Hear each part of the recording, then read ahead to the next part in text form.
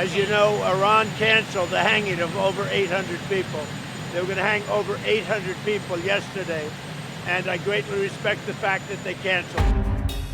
U.S. President Donald Trump on Friday issued a statement praising Iran's leadership for canceling what he said were more than 800 scheduled executions.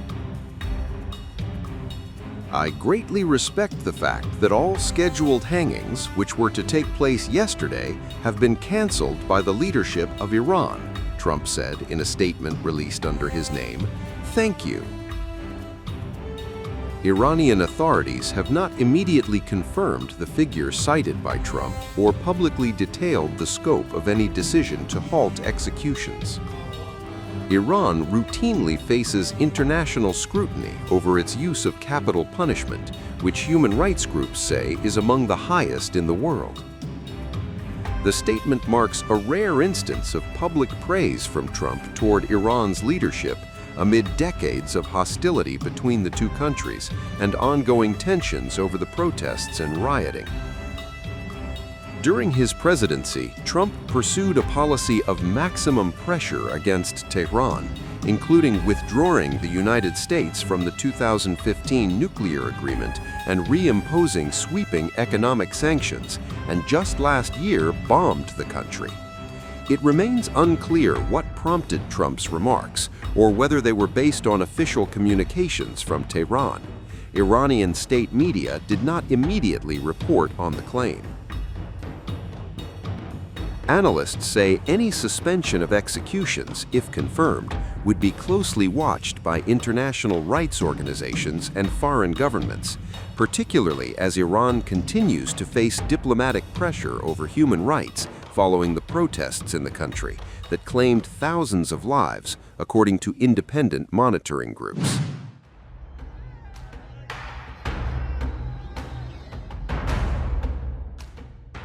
Saudi Arabia, Qatar, and Oman have stepped in behind the scenes to pull the United States back from the brink of military action against Iran.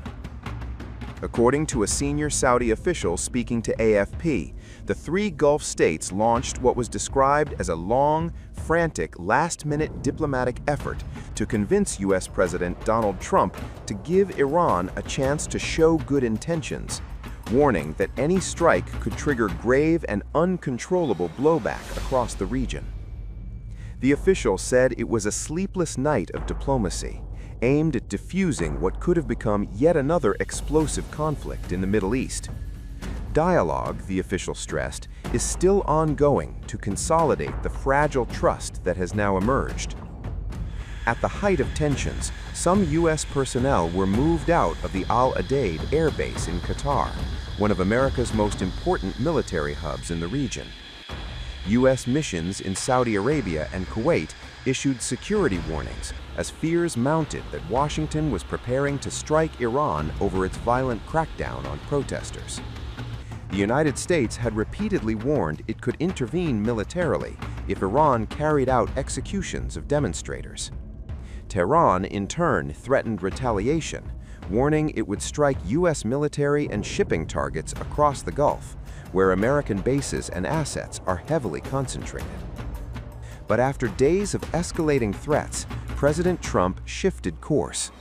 Trump said he had received assurances from what he called very important sources on the other side that Iran would halt executions. He later announced that at least one Iranian protester would no longer face the death penalty, citing reports aired by Fox News. No, I haven't heard about that, and there is no any hanging today or tomorrow or whatever. That's Friday? I can tell you, but I'm confident about that. There is no plan for hanging at all. On his Truth Social platform, Trump wrote that the Iranian protester had been spared after his warnings, adding that others could also benefit, and calling it good news that he hoped would continue. U.S. military tensions also appeared to ease.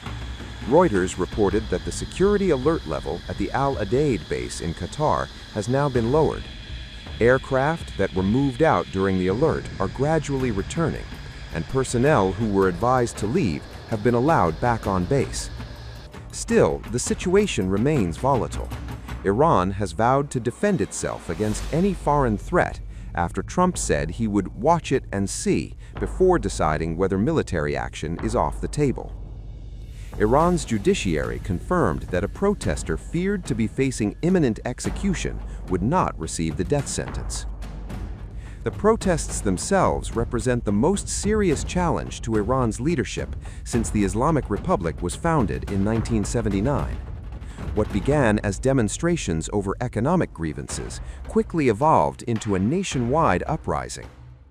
Rights groups say at least 3,428 people have been killed in the government crackdown.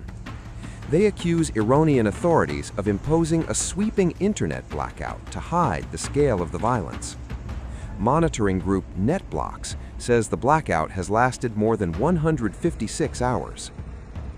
Iranian officials argue the protests were infiltrated by outside elements seeking to provoke President Trump into launching a new war. Iran's justice minister said that after January 7th, the demonstrations were no longer protests, but criminal acts. Despite claims of calm, verified videos show bodies lined up in a morgue south of Tehran, wrapped in black bags, as grieving families searched for missing relatives. Meanwhile, U.S. Senator Lindsey Graham has pushed back against reports that Trump has ruled out military action entirely. Graham said headlines claiming Trump had gotten cold feet were inaccurate, insisting that decisive action against the Iranian regime remains on the table.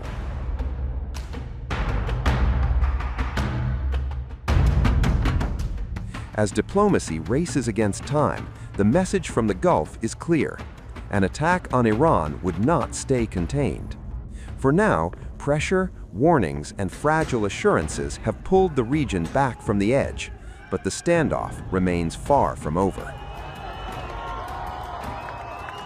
Over the past year, we observed an escalation of attacks by Israel targeting nations such as Syria, Iran, and Lebanon, and the intensification of divide and rule operations across a vast region stretching from Somaliland to Iran. This policy is based on the illusion that Israel can ensure its own security by destabilizing its neighboring countries. And there are social ties. Therefore, since everything that happens in Iran concerns us very deeply, we are following these developments extremely closely. It is also in our vital interest that Iran resolves its problems with key international actors and avoids unstable scenarios that could spread throughout the entire region. Therefore, our primary objective is to ensure we never reach a point where the use of force becomes necessary. However, regrettably, we witnessed something different in the past few months. During the 12-day conflicts, we were confronted with a limited yet significant assault, initially from Israel and subsequently from America. And fortunately, this particular offensive eventually ceased at a certain juncture. The prospect of this situation repeating itself, it's coming to pass, is certainly not something we would approve of. We absolutely want problems to be resolved through dialogue. That widespread instability in Iran would be far below the region's capacity to handle. I believe they are fully capable of handling this matter. Therefore, we will continue our diplomatic efforts, God willing. America and Iran will resolve this issue between themselves, either through mediators or through other actors or by direct negotiations.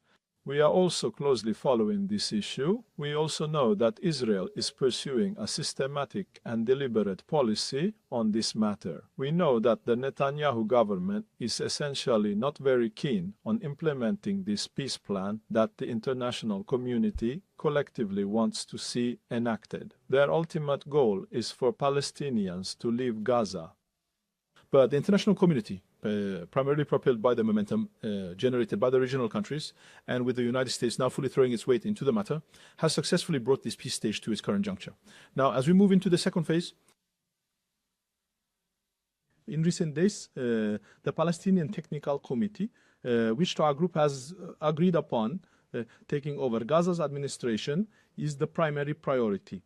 Afterwards, the declaration of the Peace Council, and then the selection of the executive board that will manage the daily operations on behalf of the Peace Council, and its subsequent commencement of work. During this period, there is a whole set of procedures that need to be carried out.